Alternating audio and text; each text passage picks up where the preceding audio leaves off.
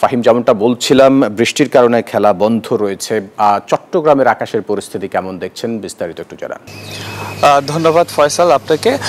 সিলেটে কিন্তু গতকাল থেকে বৃষ্টি হয়েছে, আজও সকালে বৃষ্টি হয়েছে। এখানে বৃষ্টির ফলে গতকালকে কিন্তু আলো স্বল্পতায় ম্যাচ আগে শেষ হয়ে যাওয়ায় আজকে কিন্তু দ্রুত ম্যাচ শুরু হওয়ার কথা ছিল। 9:45-এ ম্যাচ শুরু হওয়ার কথা থাকলেও সারা রাত ভারী বর্ষণের ফলে মাঠ কিন্তু ভেজা ছিল। আউটফুল ভেজা থাকায় মাঠ প্রস্তুত করা যায়নি।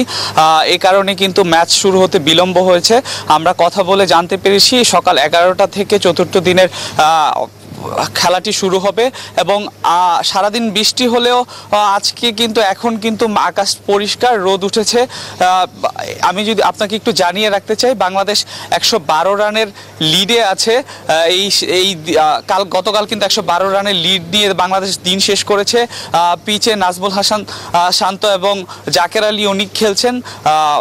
অধিনায়ক নাজমুল হাসান শান্ত 50 তুলে নিয়েছেন। তবে আজকের দিনের প্রথম সেশনটি কিন্তু বাংলাদেশের জন্য বেশ গুরুত্বপূর্ণ, কেননা বাংলাদেশের এই সিলেট টেস্ট জিততে হলে কমপক্ষে 250 থেকে 300 রানের একটা লিড দাঁড় করাতে হবে। সেক্ষেত্রে অধিনায়ক নাজমুল শান্ত তার ইনিংসটা যদি বড় করতে পারে, অর্থাৎ 100 রান সেঞ্চুরির দিকে নিয়ে যেতে পারে ইনিংসটা, তাহলে কিন্তু বাংলাদেশের একটা বড় লিডের সম্ভাবনা রয়েছে।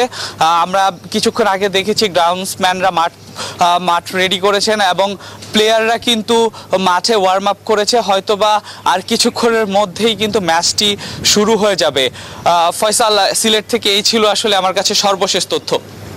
বান্ডেল থাকলে প্রতি সেনমানিতে টাকা বাঁচবে। বিকাশ সেনমানি বান্ডেল কিনে জিতুন প্রতি লেনদেনে।